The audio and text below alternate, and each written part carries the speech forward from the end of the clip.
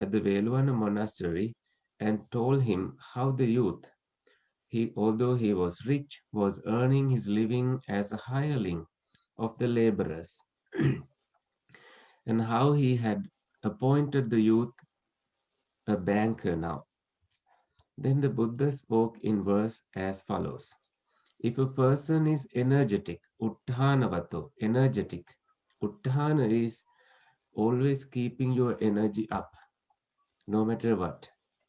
Sometimes when you imagine things that I want to achieve this goal and you have so much energy and you speak about it to everybody and all your energy and excitement is gone now. So it is for this reason that they say when you have an idea, don't keep telling it to everybody.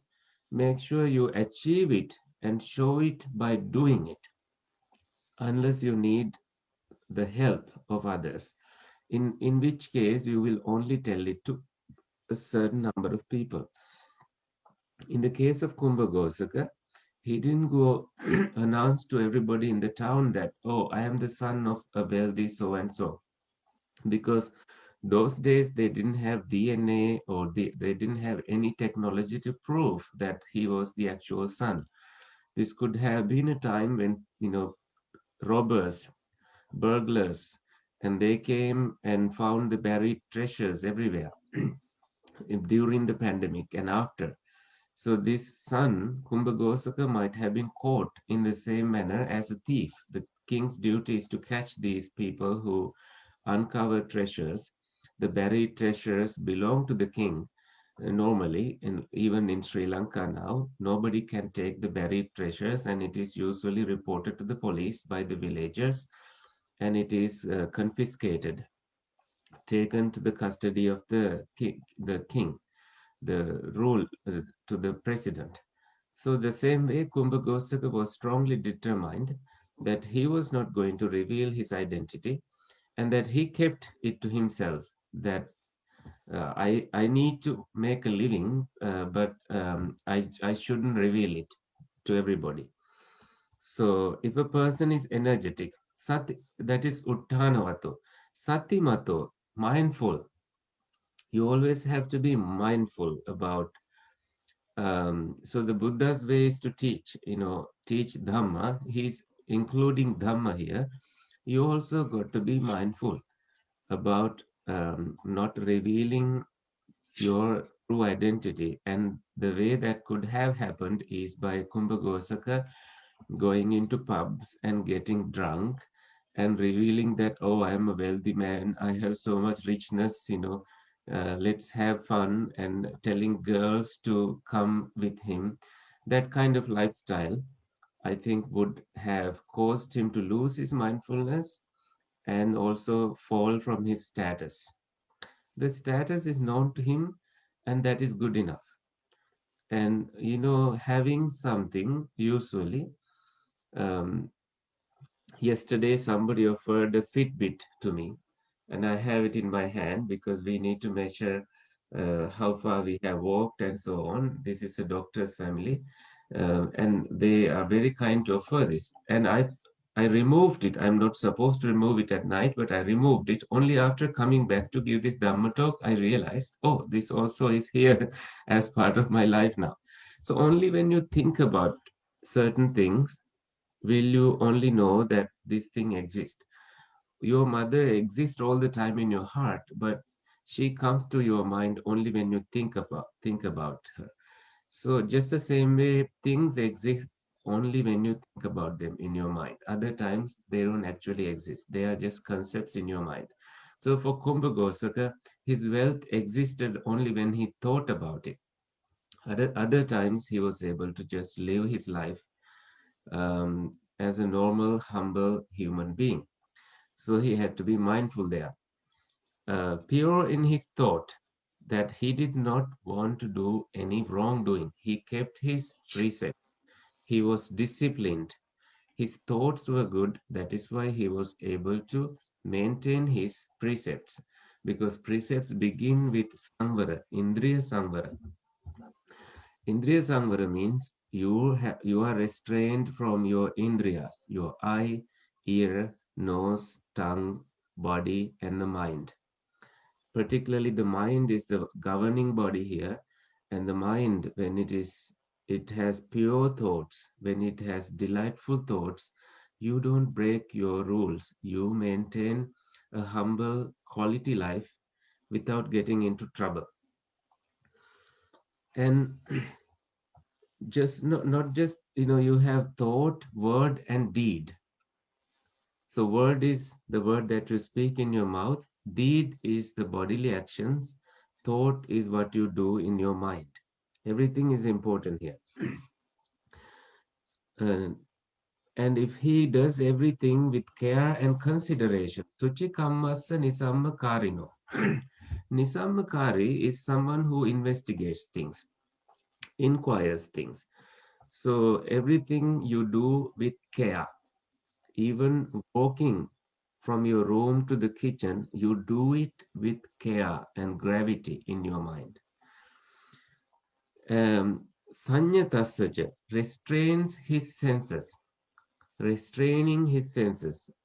Again, if you look at beautiful things, you have a limit for it. You don't get intoxicated by it, right? Because if you get intoxicated with anything, that is your downfall. That becomes the cause of your downfall. So senses need to be restrained. Earns his living according to the Dhamma. Dhammajivino. Dhammajivino. You have a righteous way of living. You don't kill anybody to earn a living. You don't do any harmful thing. You don't sell any cancerous product in modern terms to earn a living. Dhammajivino. Appamattassa. He unheedful. So unheedful is someone who is very much not uh, given to any kind of wrongdoing. You are committed to your progress. You don't procrastinate things. You are committed to your progress in your spiritual path. And that kind of a person, yaso bhivaddhati, fame and fortune of that mindful person steadily increase. Yaso bhivaddhati, fame and fortune of that person steadily increase. So this is the story for today. And sometimes, people value important things like Audis, Porsche, Lamborghinis. But I think for me, also in the terms of Dhamma, sometimes you need to understand that getting deep sleep is more valuable than a Audi. In a deep sleep, you recover from your tiredness. You wake up with positive thoughts, extremely good thoughts when you have had a good sleep. And there are so many people in pioneering jobs lacking good sleep. Therefore, I tell you that always, value your life, good health and get good sleep. And like Kumbhaghosaka, he was not intoxicated with titles. He was a wealthy, of course, a wealthy fellow, but he didn't want to earn that title so quickly.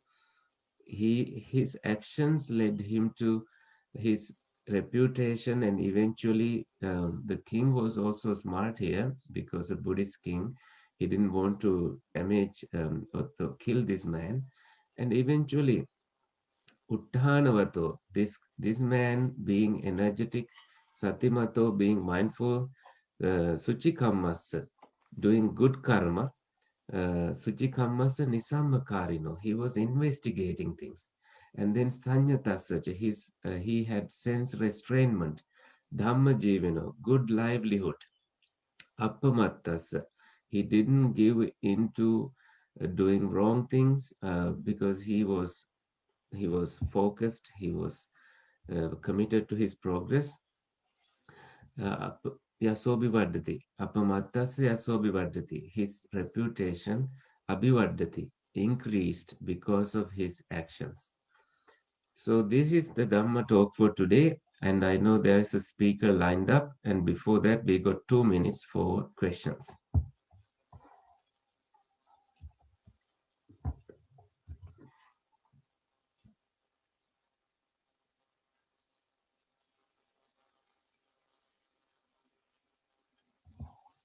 Do I see some comments that are in the form of questions, or they are not?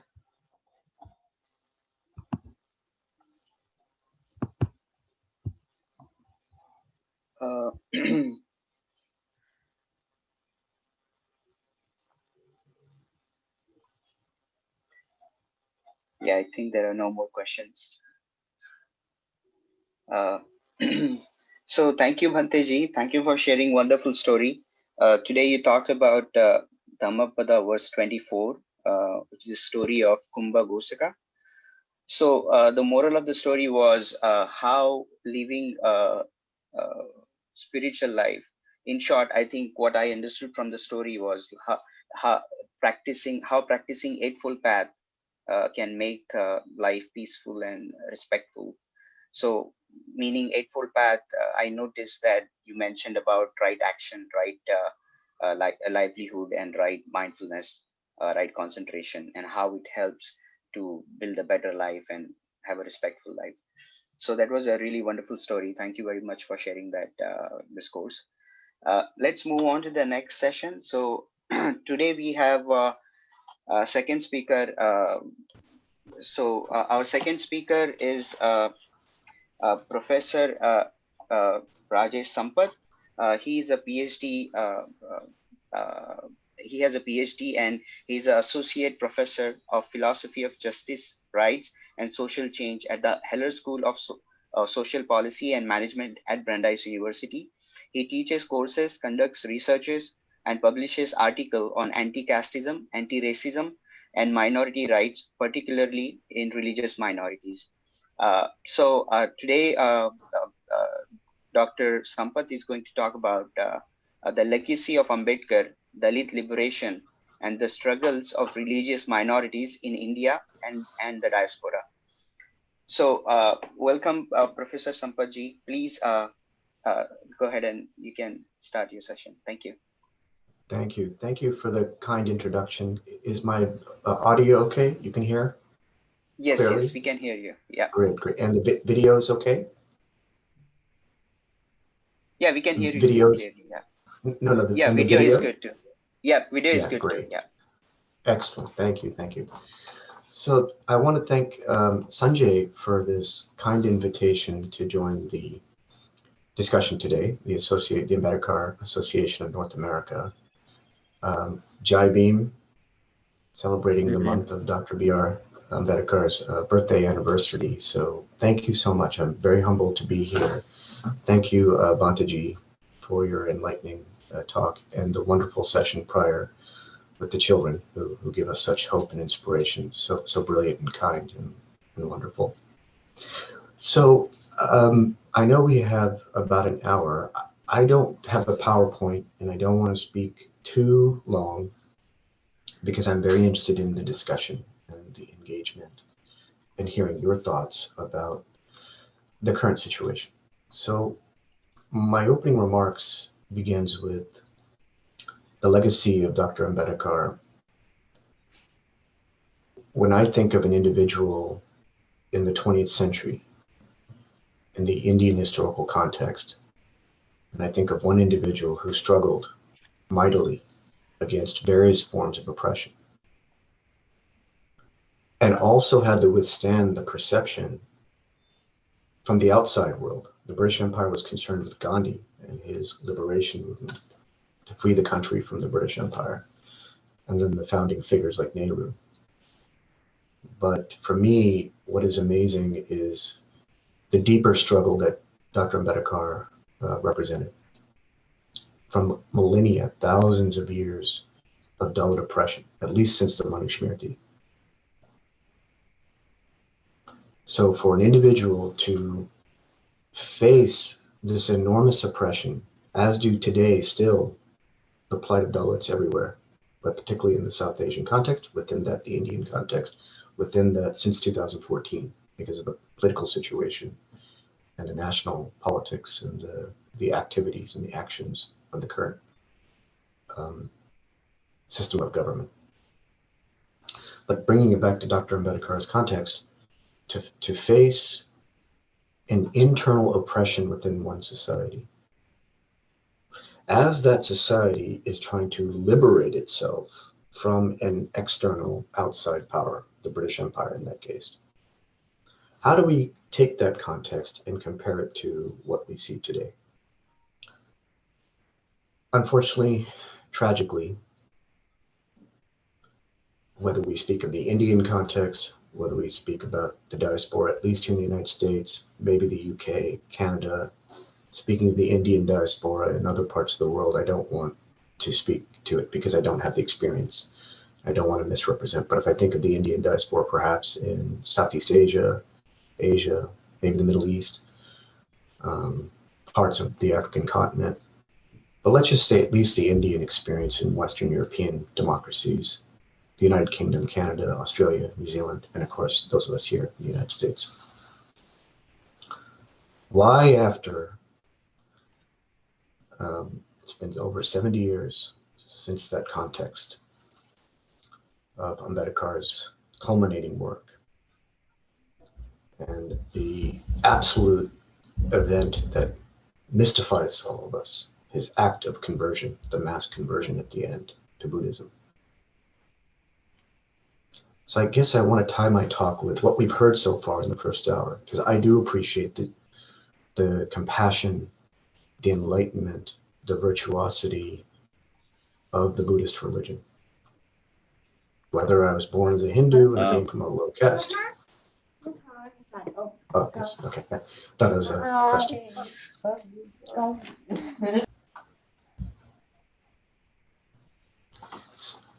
So, coming from a non-Brahmanic, non-high caste, in fact OBC, but not Dalit, coming from a background where one is born into a caste, a Hindu caste, and then to imagine the valiant and brilliant moment to say, I was born a Hindu, but I won't die one. And the movement into Buddhism, where mindfulness, detachment from suffering and desire, first desire, because if it's unfulfilled, you suffer, but to detach from that, to find the balance, to show compassion, and the concentration of will, as Jagannatha said, and as Bhante said at the end of his presentation, the convergence of compassion and mindfulness in this one religious example of the Buddha,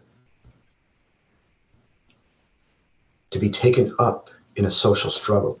That's what we have to understand. That is the legacy. That's what we have to understand. That's what he was working on at the last moment in his life.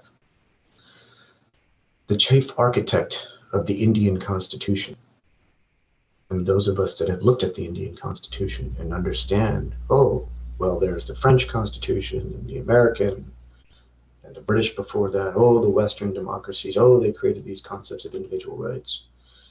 And in the case of the French statements of fraternity, liberty, equality, well, Ambedkar is taking this, but he's also speaking from within the South Asian, the Indian subcontinent context.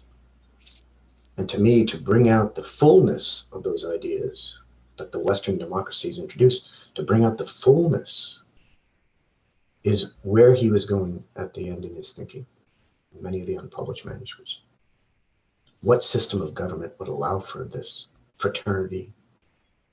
That's the sense of equality, human dignity, all of us born equal, but having some sense of compassion for each other, civility, as he says, not the apathy of caste, one caste hating the other caste. Particularly, it's usually the upper putting down and oppressing the lower because they want to maintain their power and prestige. Egalitarianism is a system by which there is no concentration of power or wealth in one group. So fraternity is the feeling. Egalitarian is this distribution of basic rights and liberties and opportunities. Everybody should have a chance, not just one group reproducing the privilege over generations. Liberty, maybe the most important. Let's try to imagine, both within the Buddhist framework and in Descartes' political sense, liberation.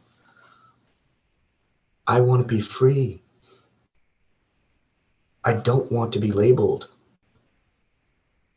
I don't want to be stuck in this castle, as he says, of horrors, the prison.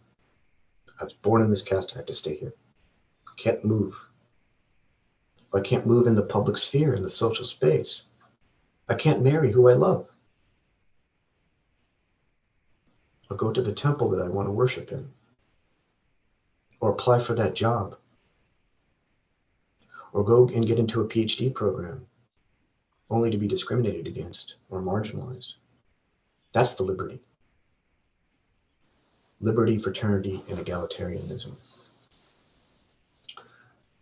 What I'm observing, something we should all think together as a community. The North American Association, the other associations, anyone who's doing work on Ambedkar, trying to teach the West, who is Ambedkar, Dr. Ambedkar, what is the legacy? Why are we struggling now? What are we fighting for? In the West, we can talk about racism, the treatment of all of us as brown people, but the treatment of black people, you see the anti-Asian hate because of COVID. All non-whites in the West, the experienced people can talk about racism. People can talk about the plight of the indigenous everywhere. We can talk about human rights violations all around the world. Perhaps there's intergenerational slavery and human trafficking. Or we can think about religious minorities in different pockets, the Rajni in Burma, Myanmar, or the Uyghurs in China, or other different types of migrant groups, the Roma in Europe. Think about their treatment. But where do we center the problem of caste and the Dalit struggle? The problem is, it's one thing to speak about something called Hindu nationalism. It's another thing to manipulate the politics and the legal systems to say that we're a democratic society and we're inclusive and we accept all minorities and we believe in diversity and pluralism. But then if you actually observe what's happening to the minorities, Muslims, Christians, Buddhists, the indigenous and the tribal, Adivisa, and then where I want to spend my focus on the plight of the Dalit, the struggle for the Dalit liberation, the quote-unquote outside caste, formerly known as untouchable. When religious minorities become the focus of our societies, our democracies, when we think about the protection of religious minorities, that's important, of course, if we live in a democracy, as opposed to non-democracies where one religion and one system of law determines what the whole society must believe in. And if you don't are not a part of that dominant system, then you'll suffer, you'll be oppressed. Those are non-democracies, but India claims to be a democracy, and same with the US. So my view into the nature of the Dalit struggle and the anti-caste movement, inspired by the body of work that Dr. Ambedkar produced. And prior to him, in the 19th century, we can mention Phule. We saw a nice quote from Phule about education and compassion. Perhaps Periyar in the South Indian context of the early 1920s and 30s. But Ambedkar, the central figure.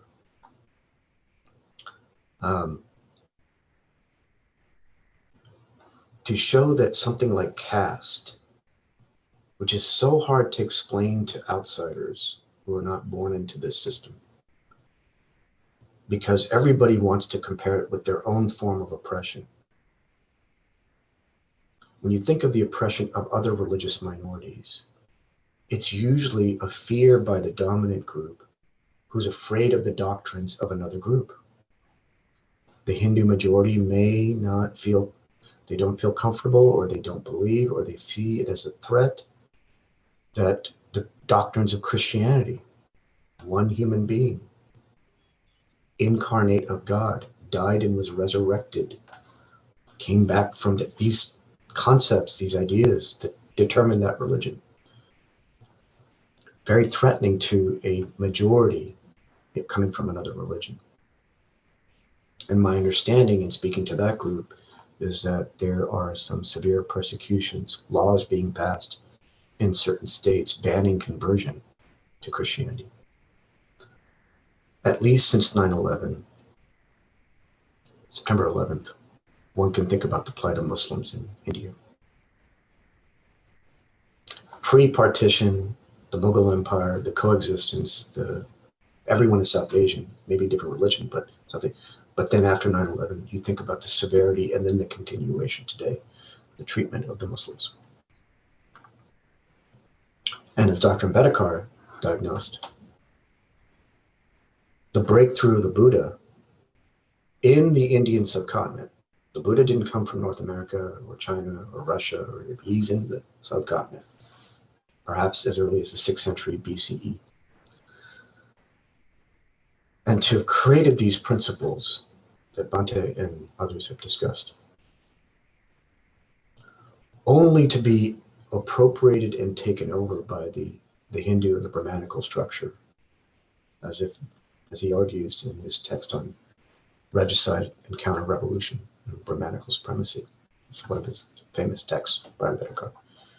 To take over the Buddhist principles and then to present it to the rest of the world as if it is the ideals of Hinduism obscures the history of what the Buddhist, I would say, revolution really represents. The principles of compassion, of equality, of liberty, etc. So as I think about the current moment, and I look at the United Nations principles on human rights, I look at how other Western democracies talk about minority rights, or how Western democracies, let's say the United States, struggles with their own issues like racism, Black Lives Matter, the treatment of Asians, the treatment of us as brown Indians, by the white majority. I think about racism, but how do I bring this into dialogue? Since we're in this context here, of course, we're concerned about the Indian context, the South Asian context, the diaspora everywhere, wherever Dalits and anyone who suffers from the system of caste. I mean, Dalits, of course, we think of the biggest group, but anybody else who suffer from this system. How do we find the language? How do we find the ability to connect? And to achieve the goal, because as he says in the Annihilation of Caste, I would love to know in our discussion section how people feel. At least for the sake of the young ones, these young kids who are just with us, speaking earlier. They have to grow up and join and be a part of a democracy. But they can't be sent into a world where, because of some social categorization or label or designation, they have to feel the history of the oppression that some of us have felt as we grew up. Suffering under the discrimination, stigma, marginalization, down to the micro level. Being forbidden or prohibited from doing something, like entering a temple, is one thing. But it comes down, that extreme act, to something as basic as, well, I can't have you with me. We can't eat together. Or you can't come to the wedding. Or I don't want my kid to be in the same school, in the same class with this. I shudder to try to explain to people who don't understand this system the level of dehumanization, as Dr. Ambedkar said. What does that say? When one group says, I cannot even be in the same room with another, the unseeable, the unapproachable, think about how the depths and the darkness of this demonic structurism that Dr. Ambedkar said in his Philosophy of Hinduism, which is a critique of the system. So the struggle is to try to explain what this is. It's so old. That's one notion. It's very old. Successions of empires, Ashoka and Buddhism, Mughal and Muslim, British, Christian, Victorian age, post-independence, and now the Hindu nationalist majority. Successions of empires, and yet the caste system continues, one generation to the next. So I would argue, all of us collectively, whether it's in terms of a social awakening, whether it's a few academics like me willing to speak out, I'll speak from my own experience. I don't want to speak for others, but it's not an exaggeration to state that even in the diaspora, let's say in a Western context, I've heard from the Canadian context, the British context, UK, and the American US, that there is an upper caste supremacy. Let's not deny it. Let's not cover it up. We can't speak about it. I don't know, we're in the US context, we shouldn't talk about that thing. But that was maybe 10 years ago. Certainly when my parents came here in the 70s, you can't talk about it. You just be quiet, come here, try to work, provide for the children, give them an opportunity, and then that's it. But today we see the rise of the voices protesting discrimination in corporations, the case of Cisco.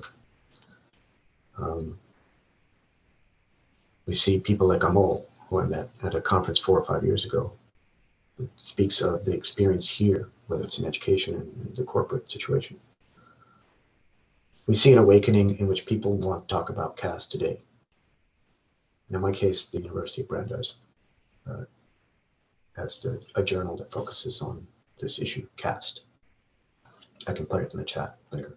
Something is happening where people are at least able to talk about this question of caste. The emphatic right struggle, however, is not just talking about it or understanding it or bringing attention to it. But I can say maybe in my concluding remarks here, trying to understand the nature of change, continuing to believe, which I want to, in the principles of Buddhism, about compassion, mindfulness. Jagannatha supposed, despite the will or the forces of gravity and everything else to oppress and push back, what is the nature of our will? How strong of a will can we have to withstand this, but in this kind of calm and compassionate approach, this eightfold approach? If we persevere and we continue, then nothing can harm us, nothing can touch us, affect us. How do those principles translate into action? And I do believe that's what Dr. Ambedkar imagined at the end. The reinvention of society. If you say it's about political reform or economic reform or having a separate electorate, just like here in the US, the Republicans love to concentrate the voting districts in certain states, which makes it very difficult for the minorities to build a bloc so they can get elected. Big debate about voting. Think about that for the Indian context and the Dalit struggle. A basic change in the nature of society is required. At least 2,300 years old, the system. Those of us that have read the Vedas and the Upanishads, you see what those texts say, then the epics like the Bhagavad Gita. All of that, as Ambedkar says, is a justification of the caste system in one way or another, even though the Manusmriti was the one that actually codified the system and said, okay, this is what it is. It does not make sense. The mindset has to shift from putting caste identity and birth into it and the preservation of that identity and the tradition of it, making that the priority is not the future. The priority should be, it doesn't matter who you are. I haven't met you. I don't know your background. I can see your names, but that's it. But I will see you as not just an equal, but someone of equal dignity, that where we have a same sense of compassion for each other as human beings. So in conclusion, I'll say this, because it's 11:23, maybe a shorter talk. I'm happy to speak further on some specific aspects of my research, but what I want to say in conclusion, and we can transition to the discussion, is maybe some questions we can explore together. How do you feel about the current situation, either here or in India or other parts of the diaspora, about the Dalit struggle and the treatment of religious minorities? How severe is the situation today? Maybe we can, those that want to share their own personal stories and struggles, please, but only if you feel comfortable. That's the first part. How do we increase the awareness of who Dr. Ambedkar was? And why such an important individual who, by many circumstances, is still overshadowed by this overwhelming, at least in the West, this overwhelming figure called Gandhi?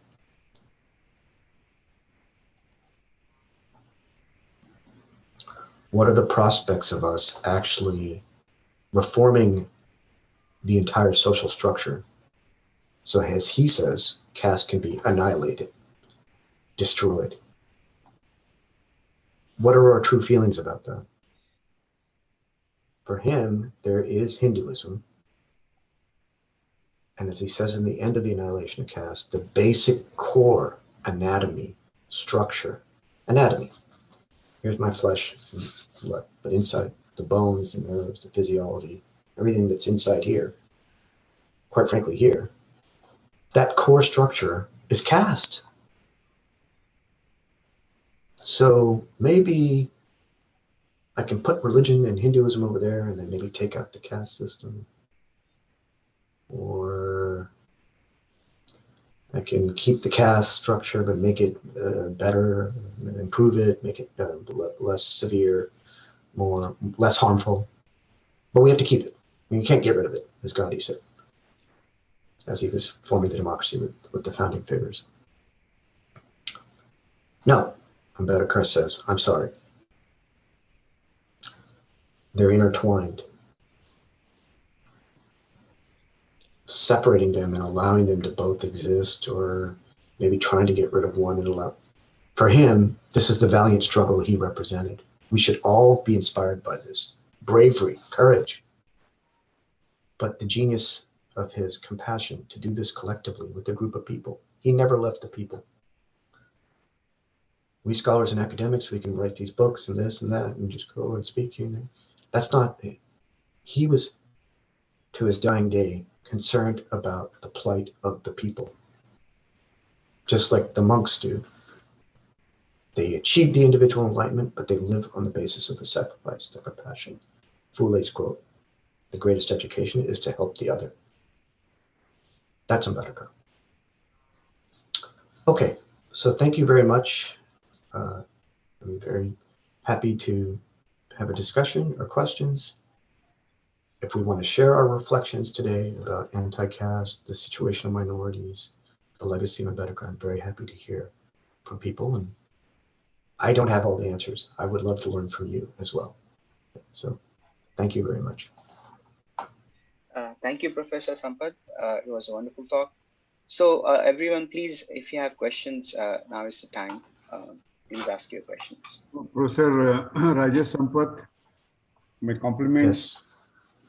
Am I audible? Yes, yes, you Yes, are I can audible, hear you. Thank you. Jagannath ji. Namo Bodhaya, Jai Bhim. Jai Professor Bhim. Rajesh Sampath, I'm very happy. You put it in a very, in a very brief nutshell of the various issues facing the various categories of people. See, these minorities, backward, and all these things are, we have made it. See, I want to take 1 minute and tell you. It was Frederick Engels who cited in Dialectics of Nature that only human beings have got control over production and distribution. Production and distribution are controlled by mankind only, nobody else. No animal in the living world can do that. You may ask me, why am I referring to that? See, most of our social structure is related to this production and distribution. I am a student of United Nations for a long time. Even now, about 50 webinars I attended, ESA, NASA, UN, World Bank, India, you see. My learning is this. I go by some spiritual perceptions. And you'll be shocked to know the spiritual perception I want to take out from Sir Henry David Thoreau, an American, about 2 centuries ago, who said he's a teacher of Gandhi in the non-violent, non-cooperation movement. You see, all the minorities today, Dalits today, everywhere in the world, have got a clue to take from Sir Henry David Thoreau. You know, one of my English professor, Professor C.D. Narasimha, is no more. He used to fondly remember one story. See, Jefferson is the architect of USA because he wrote the Constitution for America. Once it so happens, Americans attack Mexico. Sir Henry David Thoreau says, no, you cannot go and attack Mexico, a small minnow like, being a big brother. And he refuses to pay the tax. As per Norm, he's put behind bars. So Sir Henry David Thoreau is in the bar and behind, he's in prison. Jefferson is a close friend of Thoreau. He comes running. Hey, Henry, what is happening? Why are you here? You know, what was the reply from Sir Henry David Thoreau? Come on, buddy. Tell me why you are not here. Thoreau becomes the moral or ethical teacher of Gandhi. Practice satyagraha and non-cooperation movement. So I want to conclude by saying that I want to infer your interpretations as today, if an individual cannot find himself as his own light, that's what Buddha put it in a very nutshell. You are your light. The enormous power an individual today has got has to be revoked now. Could be between husband and wife, it could be between children, it could be anywhere. You can as well say, I like you so much, but I don't like the way you do. And rightly, Karl Marx also said, the working class has nothing to lose except their shackles, their bonds. I want to conclusively take your message by saying that if an individual is not empowered, again, you see, in 1992 Earth Summit, the moral of the story was enabling community to take care of the environment. Enabling the community to take care of the environment. You asked the first question, please share your experience in India. I want to put a simple question, don't mistake me. Atmanirbhar is the word politically used in India today. Who's Atma and who will decide? In Buddhist philosophy, you don't have Atma, it is Chitta. You see? Philosophically, what a big difference it is. Without, stepping on anybody's foot, I want to just say, the time has come that we have to get ourselves liberated first at mind. Then everything will be in line. Because I want to just say again and again, community-based and nature-based solutions are becoming relevant today more relevant, more practical, whether it is climate change, whether it is disasters, whether it is pandemic or infodemic. In fact, more than pandemic, infodemic is killing us. Because I am an innovative for WHO press briefing. Almost every week we have two. Somebody creates pandemic, others create infodemic, and poor people are just played like toys. It's happening today. Brazil doesn't have, in their ICU units, oxygen. Over 3,000 to 5,000 people die every day. Even in Europe. India is lucky because of the Buddhist tradition. Our food habits and our cultural styles are the real strength. And 70-year-old medical profession, public health architecture in India is the strength, not the hypes and infodemics. Thank you very much for listening. I've tried to reflect on your, it's only my interpretation. Thank you. You've given me, Mr. Venkataramaya, you've given us so much to consider. The only brief things I want to say, because I'd love to get more people, but thank you so much. Not just with Thoreau, but you mentioned Engels and Marx, and one of the last texts by Ambedkar was the Buddha and the Karl Marx. We know the Buddha and the Dhamma, which we all love.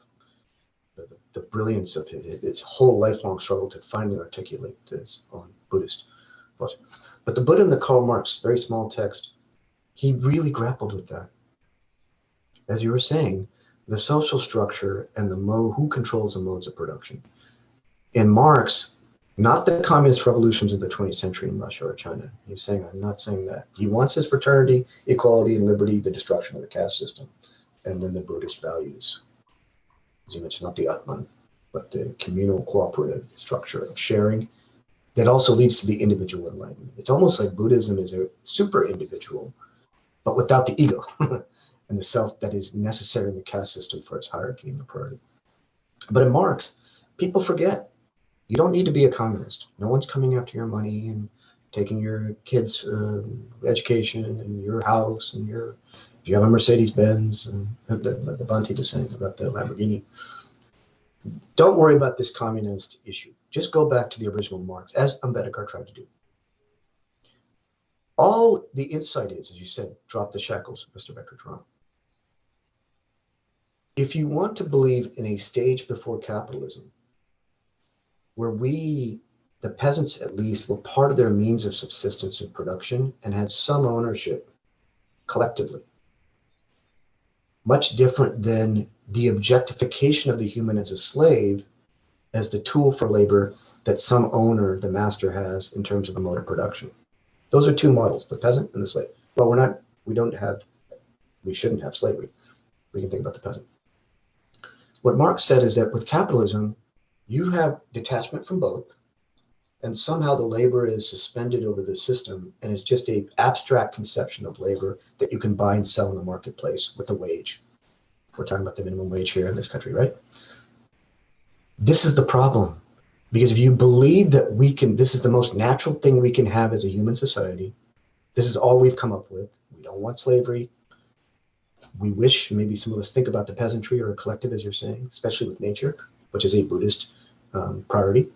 The children were saying that earlier. It's so wonderful.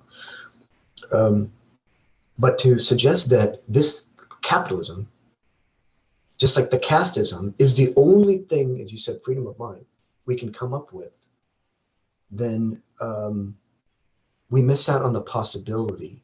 What do human beings want to do? Are we going to be the slave of history, or are we going to take control of history and make it what we want to be? Rajesh, I'm sorry to intervene. I have one quick response to that.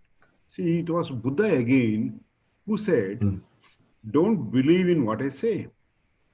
You verify it. Right. The problem with Karl Marxist and even Ambedkarites today is that they do not want to come to the present stage. No. See, they are some decades away. See, to me, Ambedkar is very recent and is very relevant and scientific. Exactly. Marxist, I have very serious objections because they are living somewhere centuries ago. My problem today is throughout the world, people are suffering because of pandemic. People are suffering because of insecurity. People are suffering because of food. People are suffering because of climate action. 30% of Bangladesh is submerged. Many islands are getting lost. 100 million people will be losing their habitation by 2030. And it is community which is living through all these climate action, disasters, and disasters, mind you, Rajesh, it was 50 per year in 1900. It is 200 per year now. George Bush Sr. said he doesn't have money in 1992 in that summit. And Trump went on to his knees requesting Angela Cyclone not to kill people, Americans. This is the hypocrisy. And Biden has got only 7 million votes more to become president of America. But look at that other majority which is still working, Exactly. still active. Because I'm a student of United Nations programs. Today, biological weapons, chemical weapons, nuclear weapons are all over the world. Me and my wife went to Hiroshima in 2019 as invitees from Japanese government. Students in the Sundays request the visitors to sign a petition to do away with all the nuclear weapons. Look at that. To me, these young people, it could be Anna students telling, young people telling stories, Hiroshima students making an appeal, and people silently all over the world living through the situation. I don't want to live in it. And neither a Buddhist mindfulness or enlightenment will ask you to live in it. It will tell you to live through. So what? What next? See, that is what I like most in this Sunday webinars, of this viharas. There is an element of small group of people pulsating with mindfulness, urge, quest. Because Margaret, she told, never suspect a group of small people. Never suspect a group of small people. Exactly. It's only the small people who have changed the world. Look at that. Yes. Thank you, Mr. Can we try to see if others can come into the discussion? I become a student, diploma student of Yes. Yes. And thank you very much for. Thank you. But by the way, I have a lot to say. I wouldn't want to open it up to the place. I'm not endorsing Marxism, but what you're saying too is only the beginnings of something much bigger to come, which we can talk about generationally, the younger generations. But we'll come back. Thank you. PM, do we have others? Yeah, so we have next question is from Sanjay Bhagat. Yes, so Sanjay, please go ahead. Yeah. Okay. Thank you, Professor Rajesh, for accepting our invitation for this online Buddha Vihara. For those who are attending this session, I just wanted to let them know that Brandeis University started International Conference on Unfinished Legacy of Dr. B.R. Ambedkar in 2015. And then we had the 5 years continuously that conference was going on. And Professor Simon was in online Buddha Vihara once, and he's the person who is pioneered that conference. And Professor Sampath is the other culprit in that particular team who has done that bulwark, and he is carrying that particular conference for last 5 years. So thank you very much, Professor Sampath. That is means I know the impact of that conference on the Ambedkarites and the spread of the Ambedkar in the universities here in the USA. And so that's why I always feel obligated to let Professor Simon and that how big this particular conference made an impact on our life. So I have one question, and I will make it very frank. Means when first time I saw you in 2015, correct? And as there is always a concept that in the US universities, mostly the South Asian professors are Brahmins. And that is what the things goes for you also. Means when we met first time, I thought that, okay, any professor in US universities is Brahmin. And 2 years back, you told me that you are from the OBC community. and you told me your history. So when we talk about the discrimination in USA, we always think about the discrimination of these untouchables or the Dalit community. We always think from that perspective. I wanted to know how, as a OBC, do you see any discrimination happening? And it is a very strong presence of the Brahmin or the upper caste in the university, especially. So do you see any of that type of discriminations? What form? And how do you respond to that type of discrimination, if you see any? Thank you, Sanjay, for your question. I'm happy to take all parts of it. But first, I have to thank you. I want to thank Sanjay publicly for the Boston Study Group, now for taking over the National Association, Ambedkar Association of North America. Of course, we remember the legacy of Rajagaha and his great work. So the struggle was always on the outside. It's not the academics, because there is this grammatical supremacy, not just in Indian universities, but the UK, Canada, US. So the question you asked, if I have to talk about my own personal issue as a 0, 1st, 2nd, whatever it is, but like these kids, I'm sure many of these kids were born here. I came here when I was 3 months old. My parents are from Chennai. My dad grew up in Bangalore, but they're all Tamilian. And coming here, as I mentioned, there was no discussion of caste. It was more of, and even if you look at this name, that's my dad's first name, because he wanted to eradicate the caste name as an OBC. So I didn't even know that. I just said, okay, that's my last name. It's on my birth certificate, I mean, my naturalized certificate, immigration paper. That's my first name, Rajesh. And as you guys know, in the Indian context, sometimes it switches. First name becomes the last name, Dr. Rajesh. So, but in any case, we didn't discuss. It only came out much later that I understood this Pariah movement and what is an OBC.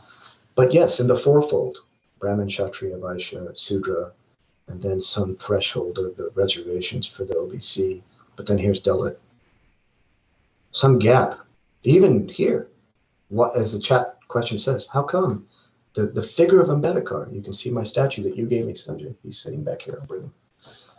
You know, where's the reluctance to talk?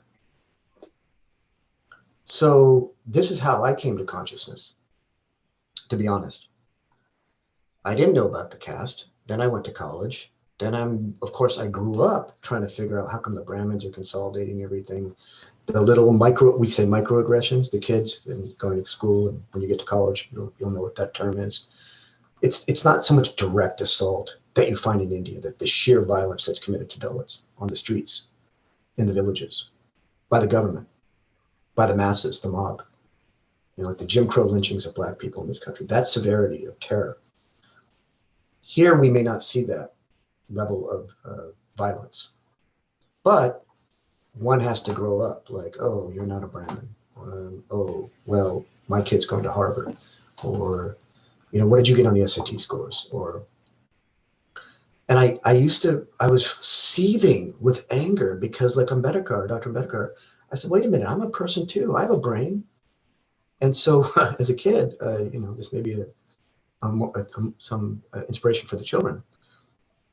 Without being a Buddhist, because I'm trapped in this Hindu structure, I started, I think, apply the principles. I said, you know what? I can't do anything about my skin color. I can't do anything about my name. I guess I could, but I'm going to try to work on this. I'm not going to let them beat me. And Du Bois, the great Black and African-American thinker of the early 1900s, who also corresponded with Ambedkar. Du Bois was thinking about the Black struggle. You know, once he realized that there's this white racism and supremacy against Black people, he told himself, I'm not going to be a fatalist. I'm not going to just sit here and be oppressed. I'm going to try to be better than them, smarter. So that's what I did. I don't care which Brahmin is out there.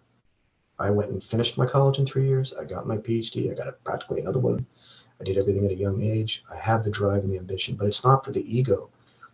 I think it's because of pain and trauma. That's my way of dealing with it. Like, I don't want to be treated anymore as somehow less because I wasn't born a Brahmin. To get to your question, Sanjay, the proliferation is taking place, the awareness is taking place. It's true.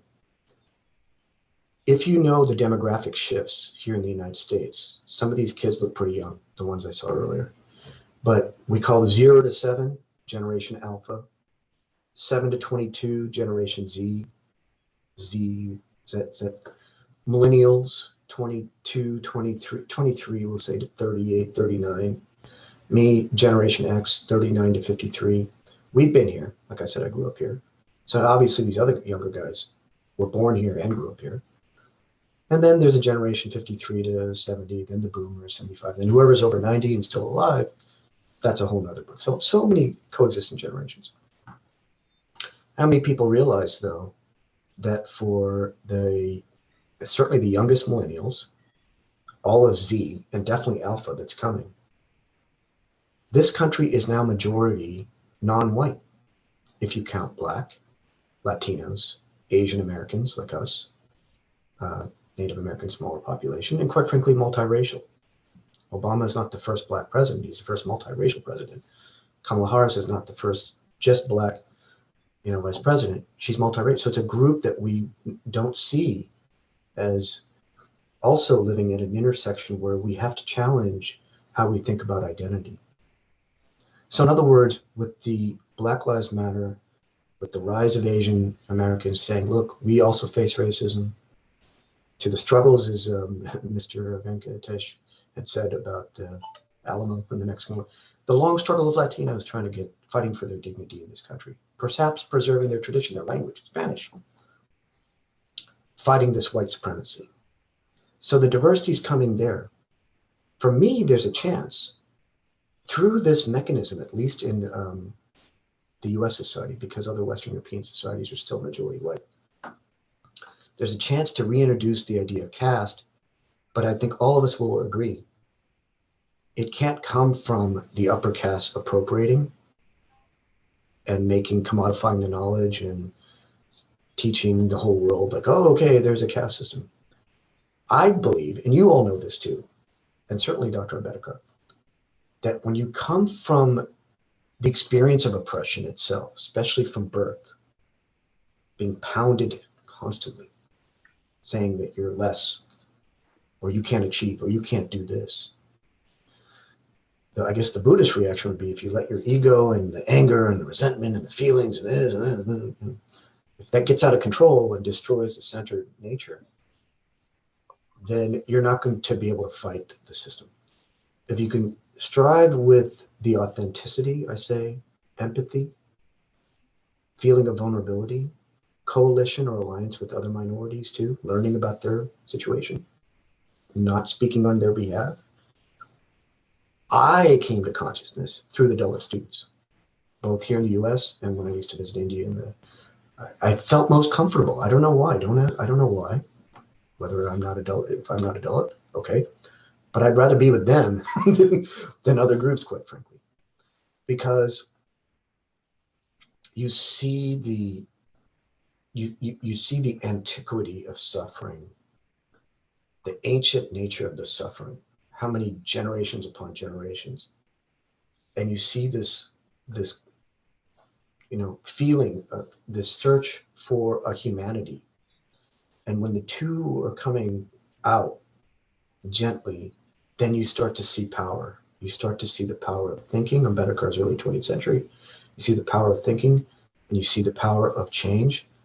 And I will end on a hopeful note here that I do believe that the increased diversity of Western societies, now making caste more visible, means hopefully for the Zs as they get older, the Alphas who are getting older, they're going to speak not with pride, not with shame or stigma or being defensive. Oh, I have to defend my situation against the Brahmanical supremacy.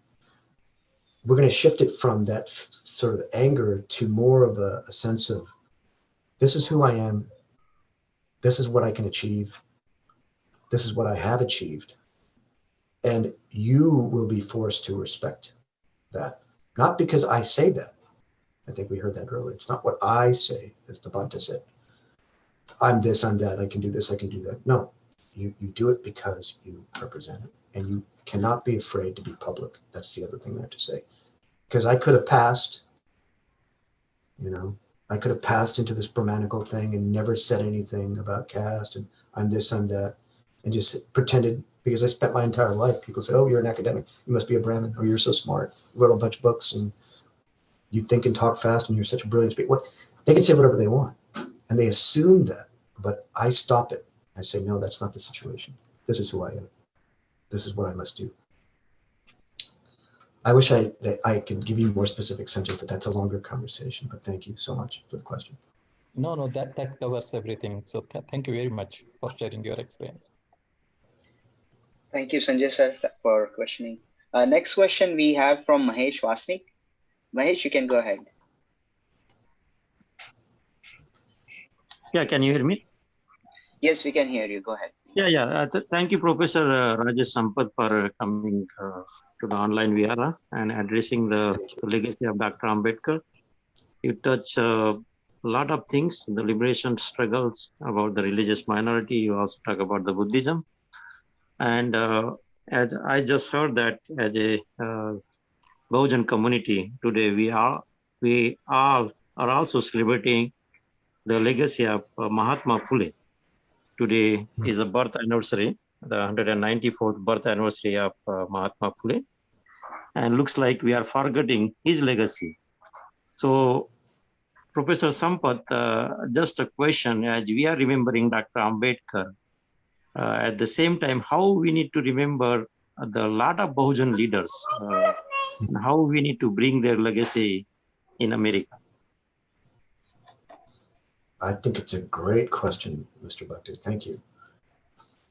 Because, the academics, they love to use these fancy words. They say subaltern and post-colonial, and if you've heard of Wendy Doniger's work, the Hindus, but you can write a whole new history where it's not just the male and Brahmanical supremacy. Because Ambedkar did a lot of work on gender rights. It could be the contributions of women or lower class, caste. The Dalit figures, but it's hard when we go back in history because somebody else wrote the dominant narrative. Oh, it's just the Brahmanical, here in the Western context, white male, but in the Indian Brahmanical male tale of history. You're absolutely right, and I still have to do a lot of learning about Phule and about Periyar, about others, and then Ambedkar. Who from the 1950s onwards? We have several figures. You all would be more familiar about the Indian context, different social organizations, different movements, different intellectuals like Dr. Thorat, who's done his best mightily to try to understand, how do we bring this out, working so difficult. Right now, the academics being censored, or in some cases being threatened. The valiant struggle, I know several, I don't want to name names, but coming from within the Dalit community as intellectuals saying, hey, this is what we have to assert. As to this question, you said the birth anniversary for the great Phule. Phule is in the 19th. It's today. Today is the birth anniversary. So 194th. So what is it, 2021? That puts him, early 1800s. How do we think about this type of genius? By the way, one of my tactics against Brahmins, Radhakrishnan, the president, and the philosopher of Oxford, and the hero for math and science, Srinivasa Ramanujan, Iyengar Brahmin, South Indian, Tamilian, Kumbhaghosaka, to Chandrasekhar, the astrophysicist on the black holes, Sri Raman, Bose, or those 19th century Hindu giants, Aurobindo and Vivekananda, and everybody talks about all this achievement. But my question is, and I don't say it laughingly or facetiously or sarcastically, I mean it. Okay, so intrinsic Brahmanical genius, the luxury of sitting and just reading the scriptures while everybody else had to slave away to support the system, do the hard work, especially the Dalit, doing the most excluded forms of work. So these guys can just sit there and read and think and do this. Then you get the privilege of that over thousands of years, or at least since the Monastery, 2,000 years. Then you get all the privileges of living in the, in the British period, the British colonial period, which made use of all that as the civil servants. And then, of course, still to this day, the privilege of being able to study and go and get a PhD and become a professor. Why is the greatest genius of the 20th century then Nana Brahman? Not only that, the greatest genius of all the Indians was was he not a Brahmin, he wasn't even a Kshatriya, Vaishya, Sudra, OBC. He was Dalit. So there's something about this theory. The Christians in Latin America speak about liberation theology. Something about if you're the most oppressed and the most poor, or you think about Black consciousness like W.E.B. Du Bois, Martin Luther King in a different way, Malcolm X in a different way still. But it's coming from oppression that the genius arises. But Ambedkar has the privilege, we can say, if you want to say he has privilege, he has the privilege of being in the 20th century. And he went to the West. He studied with Dewey. Then he went to England. You know, for that matter, Gandhi got to go to England and do his law. But the point is that in the 20th century, during the middle of the empire, there was some migration. What about Fule in 1813? If that's when it was, early 1800s, before Marx, way before Ambedkar, Dr. Ambedkar. So to answer to promote what you're saying, Mr. Bhagdi, is we have to take the quotient of how much courage and genius was required the further we go back in time, before the 20th century, this peak of this British Empire consolidating itself, the sheer misery of living in a pre-industrial situation in India where the caste system is in place and the labor is segregated. Imagine how more intense the experience of oppression is, and yet look at the flowering of his ideas. That's how I would begin that project. So we go back in time, and we say so many layers of oppression. In the case of Fule, certainly the British Empire, a pre-industrial state, the thousands of years of caste oppression. And here, who was he? What was he seeing? Mr. Venkataramayana talked about Thoreau. Fine, Thoreau, great for the American guy. But even before the Thoreau, who, by the way, is late 1800s, so Jefferson and Thoreau would have been contemporary, or at least mid 1800s. But Fule's before this. So that's long before the possibility of a post-colonial society was born. He's thinking about the liberation. We have to celebrate that. Yes, any other questions we have here? April 11th, 1827, thank you. Massive decline of constitutional rights, including those awarding reservation. Okay, let's get into that question as well. You've heard about the Patriot Act of their own kind. It's not called that, the Citizenship Act, where Modi invited the Hindu minorities in, I guess, Bangladesh, Pakistan, Nepal, wherever, outside of India, if you want to come and you're of the Hindu background, then of course, or the Eastern religions even, you can repatriate. But Muslims, perhaps Christians, Muslims, no, Christians. In a democracy, Trump's travel ban from the 7 Muslim majority countries. Now you can't come here. Terrorism. How much the courts had to debate whether that was constitutional. Well, I'll tell you this, and India may not like hearing this, but the Charter House that evaluates democracies, many of the indices that try to determine whether a democracy is real, when you do something like that, discriminate on the basis of religion, and it goes right against the Constitution, then how can you claim to be a democracy? That was one thing that shocked many people. People are fighting. The other piece was the reservation. You're absolutely right. I don't know which term. I don't think it's the second term of Modi, but the first. Excuse me. The Supreme Court in India. It's the trick. It's the age-old trick. Well, if you stay within Hinduism, and perhaps Buddhism or Jainism, and I don't want to speak about Sikhism, but let's say the Eastern original religions of the Eastern civilization, then you stay within the family, as Gandhi wanted. No separate electorate. Please, Dalits, stay here. You'll be okay. We'll take care of you. We should all. You're the broken people and the people of God, and it'll be better. But no, don't leave Hinduism. Stay inside so we can have the structure. That was his solution. Ambedkar said no. So similarly, stay within and you get the reservations today. You leave as a Dalit, you go to Christianity, you go to Islam, the stigma carries over. They got their own caste structures too, from colonial Britain.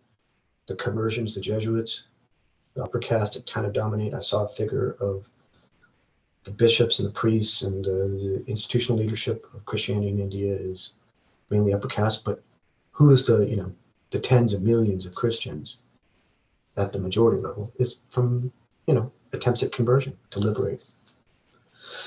So we do have this question of, it's in my mind completely you cannot claim to be a democracy and have any kind of constitutional justification if you're going to discriminate on the basis of religion, that only some groups get the privileges and others don't because of that. And if I look at the chat box again, I think I missed one portion of that. Yeah, what are the reservation system? Yeah. So this is what scares me, if I could speak openly with, I feel like you're a family.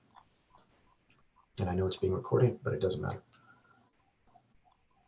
I now am starting to read, and I see how other newspapers around the world are responding to Indian newspapers and Indian events and inside India, let alone how we may interpret it. And I saw a very shocking piece. This was, I think, in an Israeli newspaper. And that they were asking, how come the government and this RSS and this Hindu majority are celebrating a guy like Golbakar or Savarkar, the original guy, 1922. And what is a Hindu? And the birth of the Hindutva, the ideology of being Hindu. And if you go and you read these texts, we talk about racism and Nazism in the Western experience, the horror, the nightmare of this. But to racialize the Hindu or the Aryan in Savarkar, and then you go to Golbakar, and you read these guys, and you're thinking, what are they saying? They're not talking about just Hinduism. They're talking about the civilizational supremacy and the will to dominate everyone else and the uniqueness of this. That's driving the machine. But if it's rooted in the values of people who believe they're superior to others because of who they are as a civilization or what their race is, that's the nightmare that the West saw in the 20th century. And in many respects for people of color, Black and brown people, non-white people in Western societies, facing the nightmare of racism, the George Floyd trial you're watching on TV now. So it's very confusing for the rest of the world to examine this tradition of the Savarkar and the Golbakar and the Hindutva that's being actively promoted. But the rest of the world doesn't understand that this is rooted in this horrifying vision of a superior people. And who sits in this superior people? The guys at the top, which is a Brahmanical structure, aided and abetted by a governmental and corporate apparatus that continues to use the intelligentsia to preserve this structure of power. Okay. See some more. Any more questions? I'm happy to stay longer if we want to keep going, or how would you like to do this? Yeah, let's. So everyone, please, if you have any question, you can ask now. So may I ask a question? Yes, go ahead, please.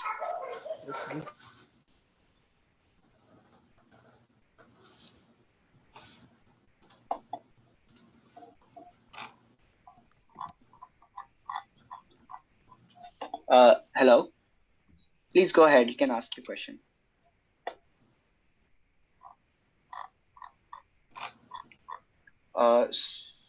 So I guess we have one question in chat box from Manoj. Hello. Hello. Yes. Hello, sir. This is Advocate Akashmun from India. I want to ask you a question. Thank you. So, how do you take the decline of constitutional right awarded to the downtrodden community of India? Because as you see in India, there is massive decline of constitutional rights of downtrodden community of India. And Yes. what we see, there is no employment, there is no industry as far as this particular category of citizen is concerned, and they are suffering a lot due to the kind of ignorance of the present government as to their rights and their privileges which have been granted under Constitution of India. Sir, how would you address this issue? Because this is very serious issue. Yes. Wonderful question. Thank you, Akash. And I understand the severity, the pain, because people are being imprisoned. They speak out. The constraint of free press. But you're right, not just the reservation, but the decline of the Constitution. Again, and I want to compare the two democracies, the United States and India. Two different situations. But let's look at this. If the Constitution truly says that everybody has equal status, equal rights, equal opportunity, equal ability, regardless of how you're born. In the 21st century, that should mean several things. What race you are, what sex you are, what sexuality, in terms of the debates about queer rights, whether you're a religious minority, what about the status of disability, what we call, if there's racism, sexism, if there's ableism, we're understanding the immense diversity when we try to understand the needs of peoples with disabilities. Nativism and nationalism, we did, my parents, me, we faced the xenophobia, the anti-immigrants. Someone had mentioned how the Trump majority got so many votes. So the problem is when the Constitution promises one thing, but the lived reality is different. That's why the Black Lives Matter, why so many Black people are being shot by the police who are unarmed, or, obviously, as in the case of George Floyd, was murdered. The courts have to determine what happened. They will. Let's see what happens in the decision. But for the rest of us, we look at what happened and we see this is a horrifying human rights violation. But then you can look at the Indian context, what's happening to so many different individuals and communities. Or the question of rape and the treatment of Dalit women by the upper caste, by the way, or non-Dalit, but middle to higher upper caste. Or what I've learned about the bhivaddhati system in the temple. So there's so much. You look at this human rights violation inside a democracy. Well, for a lot of us, what that means is, the way I take it when I look at Ambedkar's text, and what I want to write about and think about is, okay, how do we think about this? In order to truly say that when someone is born, they're not born into a caste. Just like in this country, you see a Black baby, you see a brown baby, you see an Asian baby, you see a Native American, indigenous baby, and you either choose to say, I see this color, or I see this race, or you don't. You say, no, I just see a human being. And then the person should live freely through the course of the life, gaining every opportunity, so they're not living under the label. In the Indian Hindu majority context, caste, astrology, seasonality and time, the name, then the rituals that are built around it. Then you're stuck, as Ambedkar says. From that moment on, there's no way out except death and then reincarnation.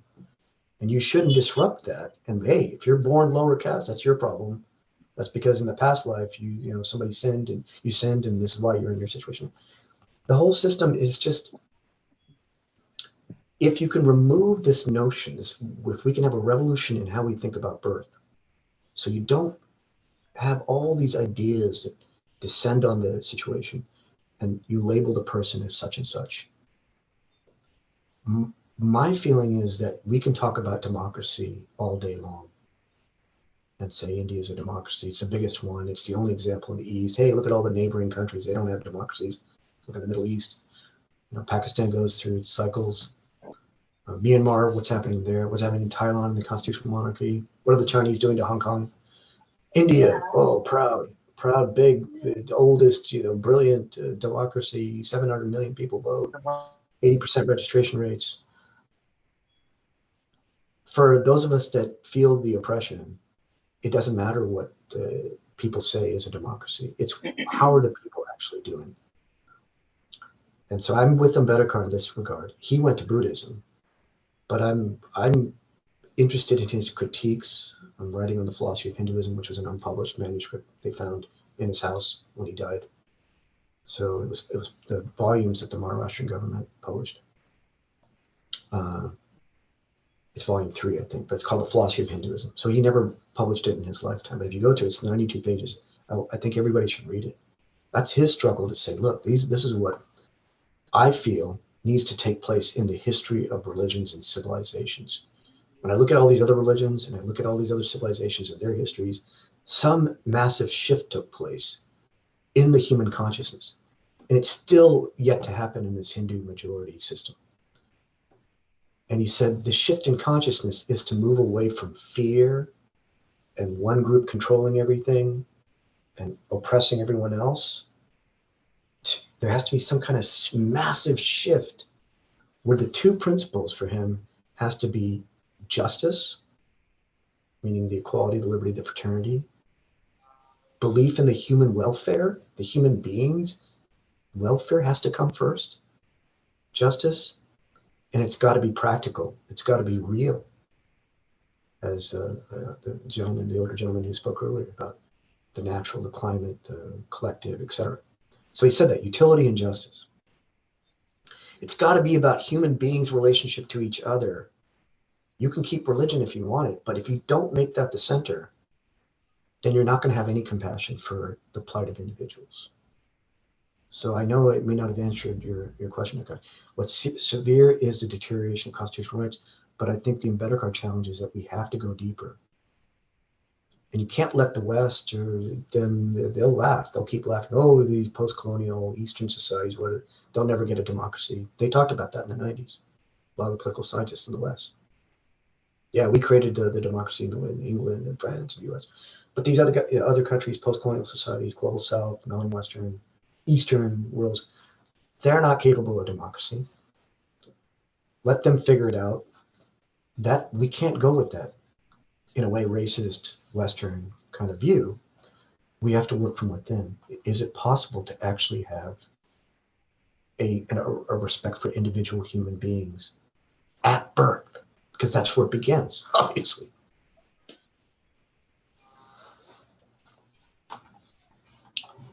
Any other questions? So we have one more question from Manoj. He is asking, why are OBCs still reluctant to accept Dr. Ambedkar's in their day-to-day activities? What initiatives do we need to take to make them understand Baba Saheb's ideology? Yeah, and I wish I had more experience, at least within the Indian context, because like I said, here in the diaspora, does OBC come up? I had to learn about it much later in life. But of course, it's a question inside the Indian context. Why is that? And I'm trying to remember the chapter in The Annihilation of Caste by Dr. Ambedkar. Division of labor, classes by wealth, upper class, middle class, the poor. This is by wealth, resources, assets. You know, Jeff Bezos, Amazon, $100 billion. Who's that guy? Ambani, is that his name? Mittal, the rich guy in India. You know, so billionaire class, middle class, lower class, poverty. So we're not talking about just the division of labor in terms of class. And inside each class is a division of laborers, graded inequalities, to quote Ambedkar. So to think about, and then he says, what's so weird about this is that once you go inside any of these layers and you see all these castes, he says, in terms of the hatred that goes, it starts from the top because they don't want anyone taking their power. They get all the privilege. We talk about white privilege in this country. There's a lot of privilege in being white that none of us are. We face the racism or the xenophobia. So there's caste privilege, meaning the higher ones, they always have that privilege. And of course, no feeling of sympathy, no civic sense of compassion for the other human being. Antipathy, that means the upper ones actually despising hated or feeling that they're impure. I'm impure and I'm, and then he says it creates a reaction from the lower caste where everyone starts to imitate that mentality. If you're at the top, let's say if you're even slightly above, you start to say, well, at least I'm not the lowest. That would have to be Dalit, maybe tribal Adivasi. And so I'm slightly above, therefore and I get to, this is what he was concerned about, is that it goes up and down the system now.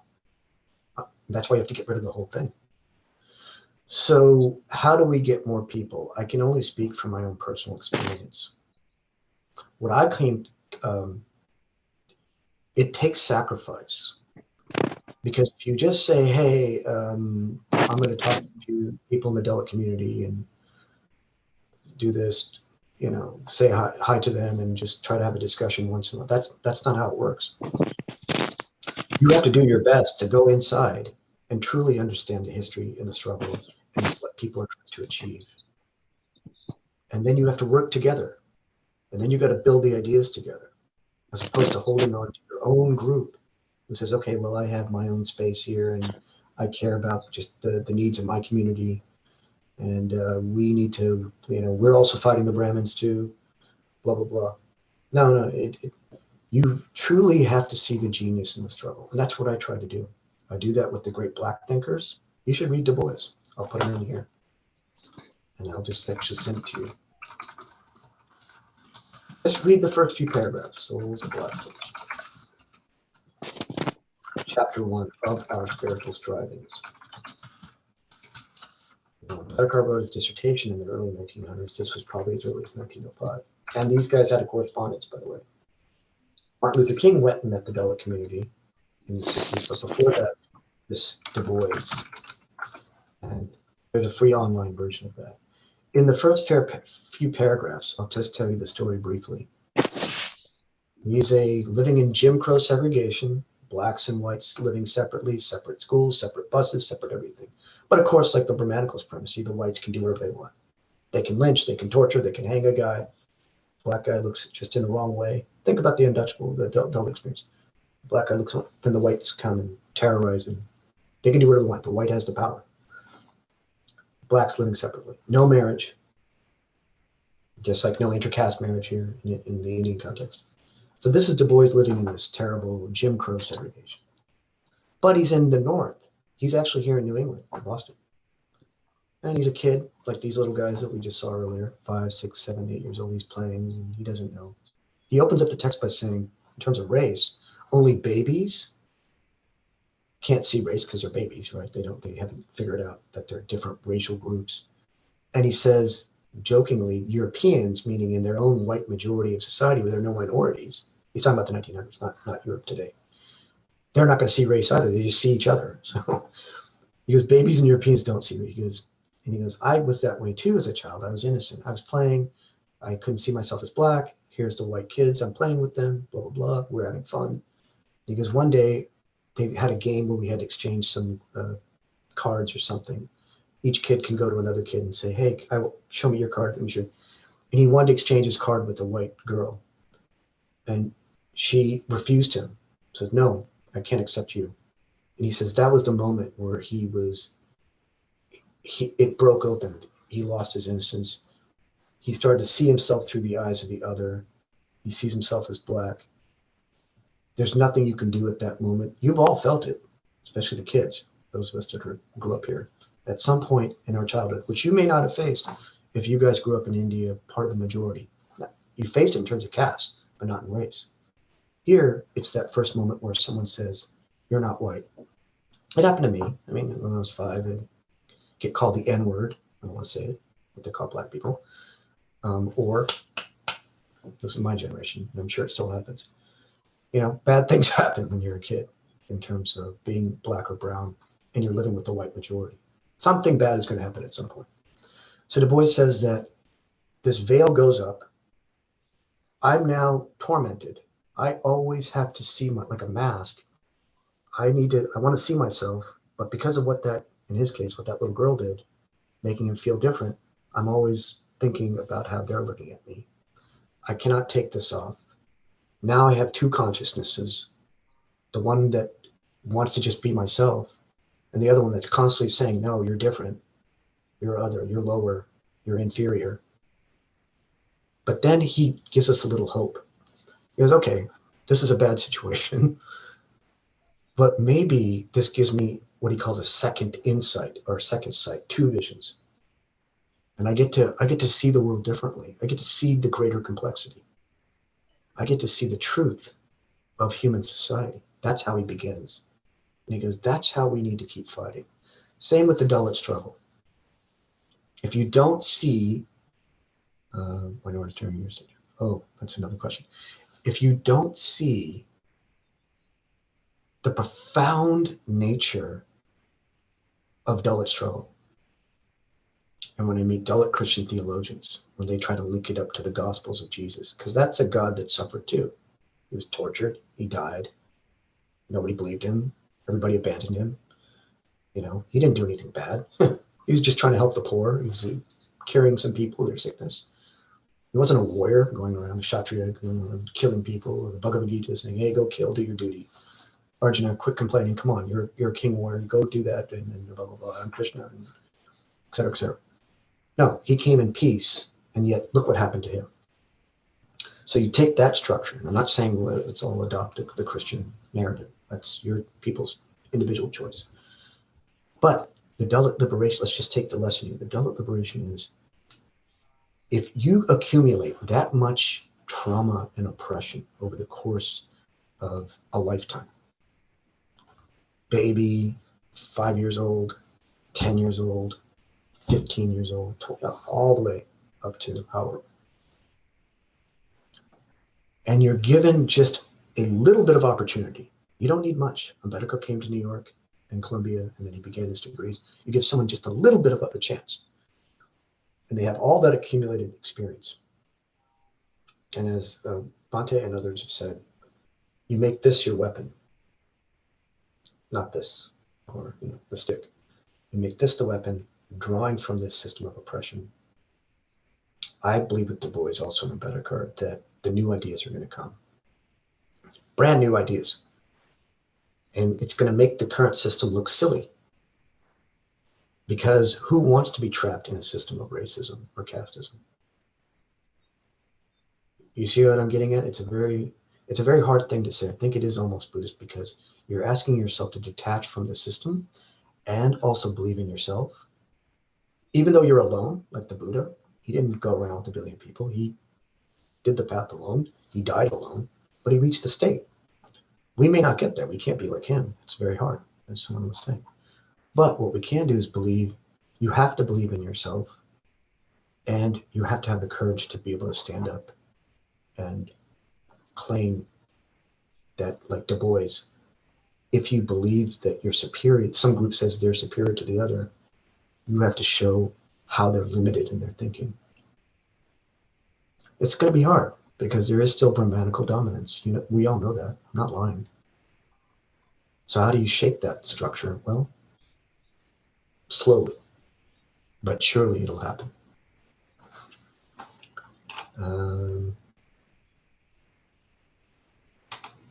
Any more questions? Considering the time limit, we will take the last question. So Professor Simon, you have last question from Subhash Chauhan. He is asking, did you observe any struggle or suppression of minorities during your stay in Germany as a research fellow? That's a very interesting question, Mr. Chauhan, Subhash. Is there, did you have an experience too, yourself in Europe, in Germany? Is there a reason why you want to know about the German? No, we actually, I am in Germany from last 10 years.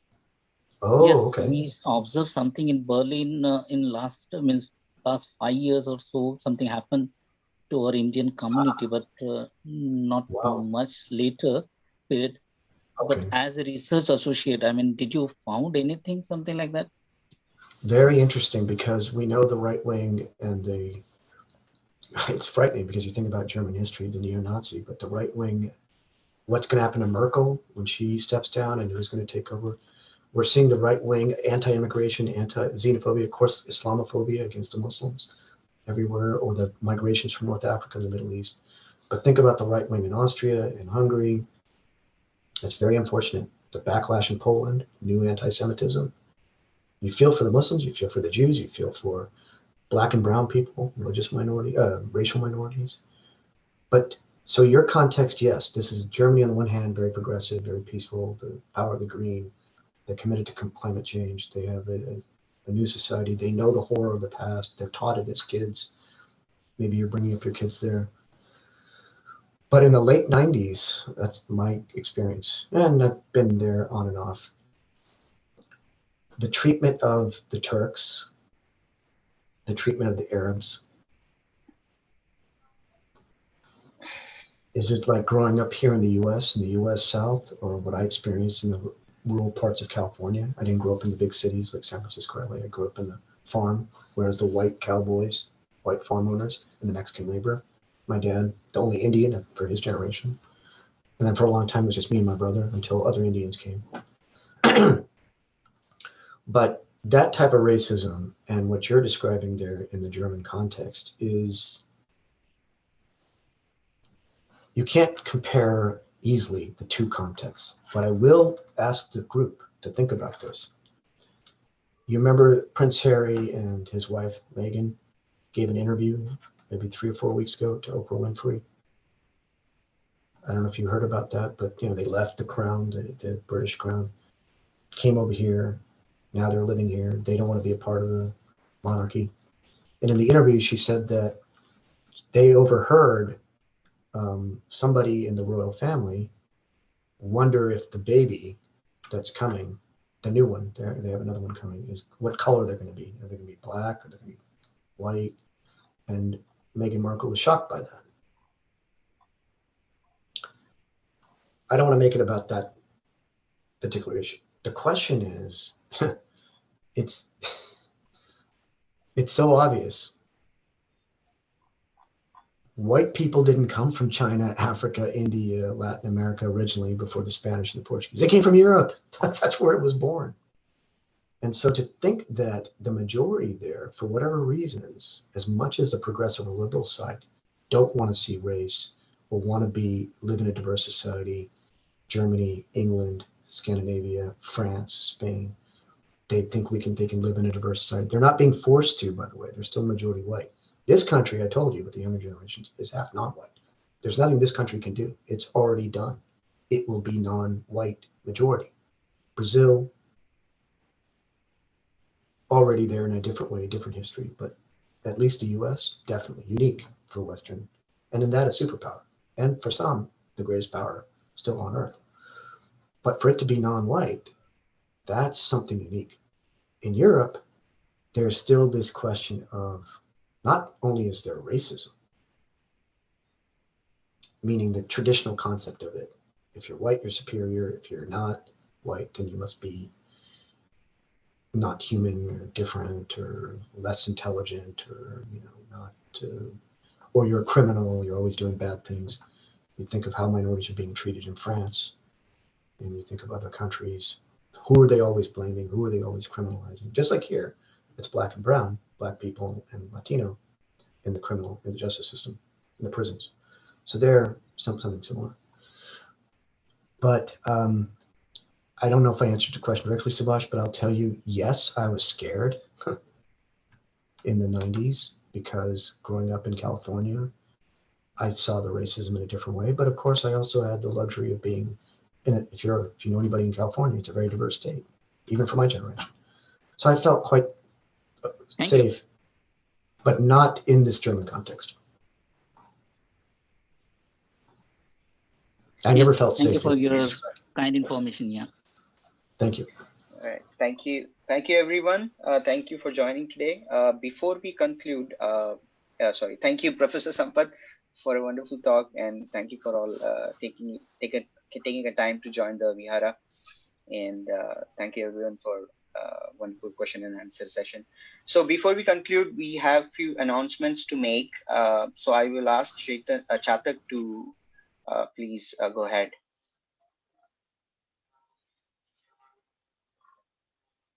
Hello, Chatak. Hello? Can you hear me?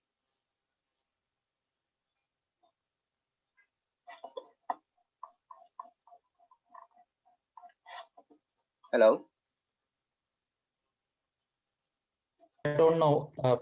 Pradeep, I see him there, but I don't know why his voice is not there.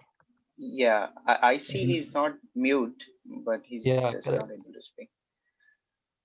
So Sanjay sir, if you have, you can go ahead and make that announcement if you have.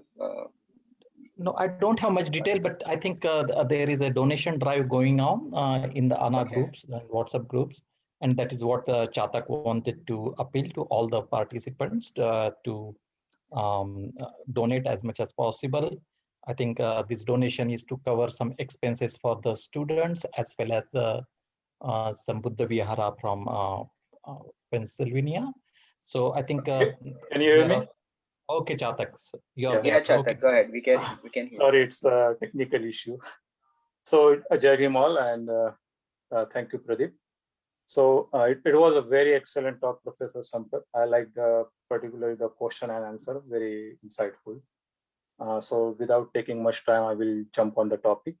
So as you guys know, ANA run multiple education-related projects and various payback to society project. Currently, in the first quarter, we reviewed many education projects and finalized few. For this month now, we are requesting all the members for a student, Shweta Sable from Pune. She is a single mother with a daughter. She cleared the MBA exam and she is applying for embassies in Hyderabad. Her education fees are like 16 lakh. But just to get her started, we are helping her with 3,000 US dollar. She was in a time crunch. She needed that money urgently. So we already supported her with that money. We already transferred the money. I'm not sure she is able to secure the admission yet. The coordinators are in contact. So ANA is running donation drive for that project for $3,000 and request members to support that donation drive. Second one is we are helping the documentary filmmaker Somnath Wagmare with his next project on the documentary project on Chaitya Bhumi. It's on the life of Dr. Ambedkar and also various activities involving the Chaitya Bhumi and the history of Chaitya Bhumi and significant importance of the Chaitya Bhumi. He already did 40% of the shoot in 2019, and he's working from next month onward on the post-production work like editing, voiceover, music, subtitles, and the travel of his team. So he's requesting around 3 lakh. That's a very minimum budget to make any documentary. So that is about 4,000 in US dollars. So these two projects around 7,000 US dollar we are targeting and running a donation drive on various platforms of ANA and other Ambedkarite organization in USA like ABAD, BSG, AIM. They are all supporting this. So please members support this donation drive. That's all. Thank you, Pradeep. Thank you, Chatak, for announcement. Thank you everyone for joining today. So we will conclude today's session and we'll I meet think next Sunday. Pradeep, there is a Jagdish Bankar. He also wanted to talk about the cyber celebration. Oh, sure. Yeah, that's right. So Jagdish ji, please go ahead. Thank you, Pratik, for giving this opportunity. First of all, I would like to wish you all the 119th birth anniversary of Rashtrapita Mahatma Jyotiba Phule. With that, you all know that 130th birth anniversary is coming up on 14th April. As an ABAT organization, as a main coordinator, we have been celebrating this Baba Saheb Jayanti as a cyber celebration worldwide. And this year also we plan in collaboration with all our Ambedkarite organization, not in only in USA, but also Canada, like AIC, ANA, AIM, USA, BSG, that is a Boston Study Group, AKSC, which is Ambedkarite King Circle Group, California, and AIM Canada. So with this, we have this time, since it is in collaboration, we are going to extend more time for this celebration, where we have invited about 7 eminent speakers from the different subjects experts, right? So if you look at the eminent speakers list, right, we have Dr. Nitin Raut, who is currently Energy Minister in Government of Maharashtra, and as well as a Cabinet Minister for our SCST at the national level from the Congress. We have Praveen Kumar, Dr. Praveen Kumar, who is IPS officer. You all know the work that he is doing it for the entire community. And also we have Dilip Mandal from, who is the author and the journalist, right? From that perspective, he's going to share his views on this occasion, considering the today's, the impact, right, of our Baba Saheb's legacy, which we call it as the unfinished legacy. We have a Professor Scott from, UT Austin, right, who has done the research as well as the deep study on by Dr. Baba Saheb Ambedkar, right from when the Dr. Baba Saheb Ambedkar, who was in USA, in Colombia, for his study. And also we have a young entrepreneur, who is Ratandeep Kamble, who is going to talk about how our community can emerge as an entrepreneur in their own area with the limited funds that they have it, or with the limited capital that they can accumulate from the different sources. We have Dr. Indu Chaudhary, who is a very well versed speaker, and which is very energetic, and she is one of the best orator that I've heard in India, right, who can inspire all our generations, right, particularly in this diaspora. Also, we have eminent Dr. M. Dasan, a professor in the University of Kerala. So we have versatile eminent speakers on this occasion. So I would request all our members, right, to participate in the cyber celebration. The cyber celebration will be happening on April 13th in US time, 7:30 Central, and so that will be the morning in India. So with these few words, right, just again, I wanted to request each and every family member, we have that flyer, please circulate to your friends and family, as well as your WhatsApp group, wherever you are. This is not that you need to circulate to only our community people, but it is open to everybody. So whoever you have and who believe, the Dr. Baba Saheb Ambedkar's ideology, as well as his work that has been done for the community, and not only the community, particular community, but for the nation, and also it is believers for the worldwide. So thank you, Pratik, once again for giving me this opportunity, and I hope, right, I think everyone will take the advantage of their few wisdoms from these eminent speakers. Thank you. Thank you, Jagdish. Thank you very much for sharing all the information. Everyone, please go ahead and please join on April 13th for the Abad Jayanti celebration. And also, we have also put the donation drive in the chat section, which Jatak just discussed about various projects that Anna is taking care of. So please go ahead and donate if you wish. So on note of that, we will conclude today's session, and we will meet next Sunday, same time. Thank you very much for joining. See you all next Sunday. Bye.